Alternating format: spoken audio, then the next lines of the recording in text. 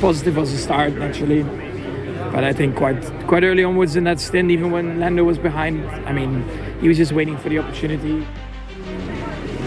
It's let's say not the easiest.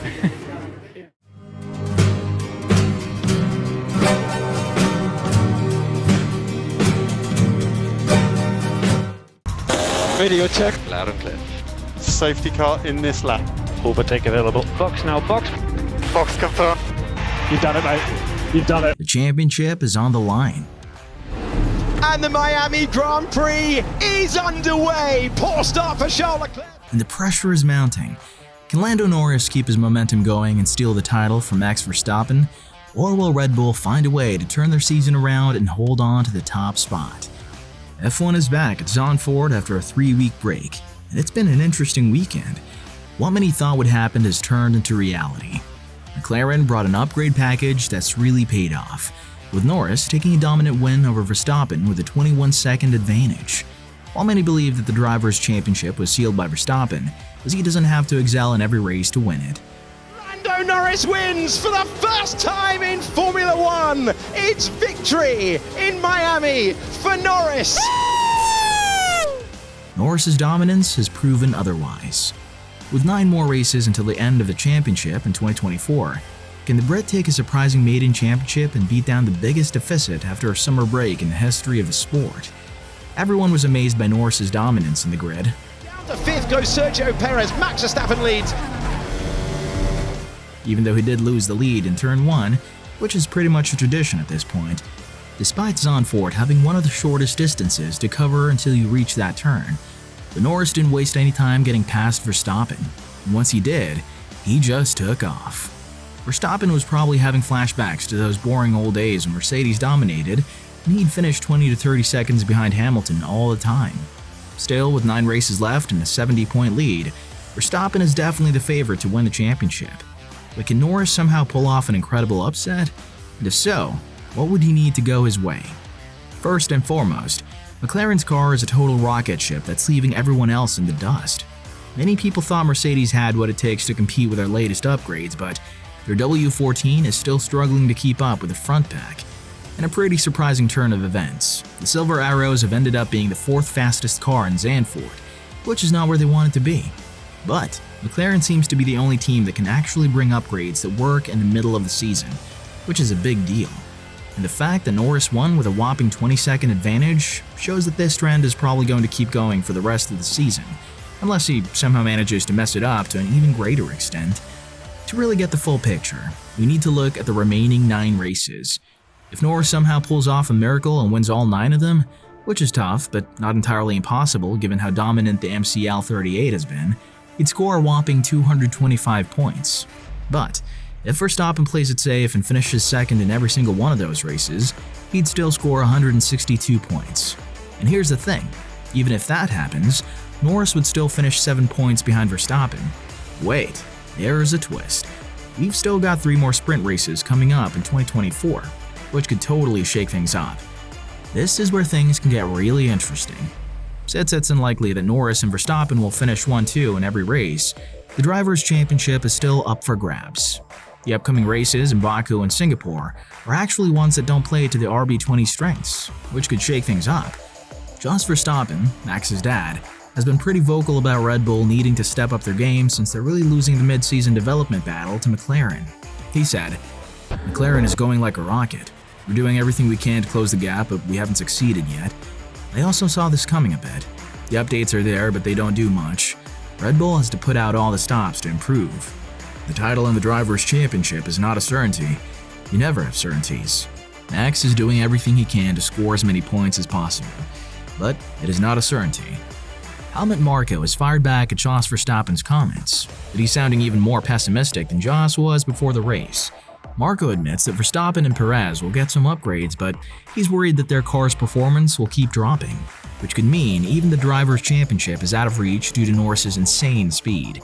Maybe Marko's just playing mind games to put pressure on Norris, but given how dominant the MCL 38 has been and how tight the field is behind him, it's not like Marko's concerns are totally unfounded. As Marko put it, Norris now has the speed to catch Max in the championship. You have to find something. There's something in the pipeline, but McLaren is very fast. So what this essentially means is that Norris still has the upper hand when it comes to scoring a lot more points than Verstappen.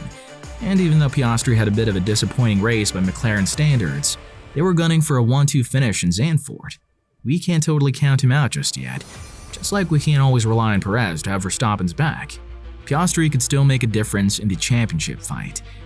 Remember back in Budapest when McLaren said Norris would need Piastri's help to fight for the championship? Well, that help would be super useful right about now. If Piastri can find his groove and start finishing second, that'd be a game changer. We'll have to wait and see if that happens in the remaining 9 races. Let's not forget, there's still 24 points up for grabs in the sprint races. With how unpredictable the grid has been, Norris could really capitalize on that if the MCL 38 keeps performing consistently. We've just come out of a stretch of super close racing, and then Norris goes and wins a race by a whopping 20 seconds over Verstappen, who's been struggling to get his car to turn in certain corners and said it's not responding to his inputs. If we base our predictions for the rest of the season on what happened at Zandvoort, it's almost safer to bet on Red Bull having a tough race with Verstappen than Norris having a bad one. Of course, there are tracks like Monza coming up, where the RB20 could still show its speed and be one of the fastest cars out there. Another thing worth noting is that McLaren can rely on Red Bull's consistent downgrades to their car. The fix they brought to Zandvoort, the new floor, was supposed to be a game changer for the RB20, but it's actually set them back months in development, and yet they still managed to finish P2 and P6. You can't help but think about the Verstappen factor, but even he might not be enough to save the day because of how much the car is struggling with balance and adapting to upgrades. It's like they're taking 2 steps forward and 1 step back. Martin Brundle didn't mince words when it comes to Red Bull's situation, saying, "Red Bull are very lucky they've got Verstappen at the moment. He's making the difference. He always did." And if we break it down, McLaren might be kicking themselves for what happened in Hungary, where they essentially cost Norris 7 points in the championship. Let's be real. Norris should have won those races in Canada, Spain, Britain, and Belgium, but strategic mistakes robbed him of those victories. Whether that comes back to bite them later, only time will tell. But one thing's for sure, McLaren's got this in their hands now. If they want to take on Verstappen for the championship, they need to put all their eggs in Norris's basket and ditch the team games like they did in Hungary. It's Norris or bust. The Constructors' Championship is all but wrapped up for McLaren. It's just a matter of when, not if. They're only 30 points behind Red Bull now. And let's be real, it was only a matter of time before Red Bull's struggles caught up with them, especially after they extended Perez's contract for the rest of 2024. But here's the thing, Perez can't even be blamed for his driving this time around. The car is just a lemon, and the drivers have zero confidence in it. We've heard it time and time again over the radio, they just don't trust the car. Even Helmut Marko has admitted that the recent upgrades have been downgrades, saying the team has lost its way in trying to squeeze more speed out of their new concept. It's like they're trying to make a failed design work, despite Mercedes writing it off years ago. Verstappen's future with Red Bull hangs in the balance if the team fails to address their car's underperformance.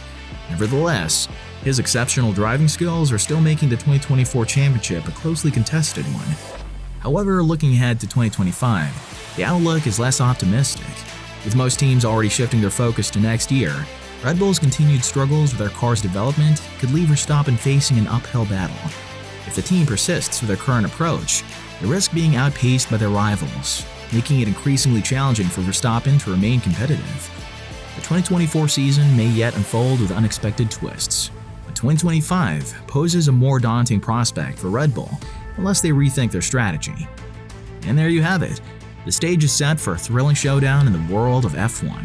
With Norris breathing down Verstappen's neck, the championship is far from decided. Will Red Bull find a way to regain their dominance, or will McLaren's momentum carry them to victory? The next 9 races will be crucial in determining the fate of the championship. With all of this in mind, do you think that Verstappen and Red Bull will have a battle in their hands in the Drivers' Championship? Let us know in the comments below. Don't forget to like, subscribe, and hit that notification bell for more F1 analysis and updates. Your comments and feedback are invaluable, and we want to hear from you.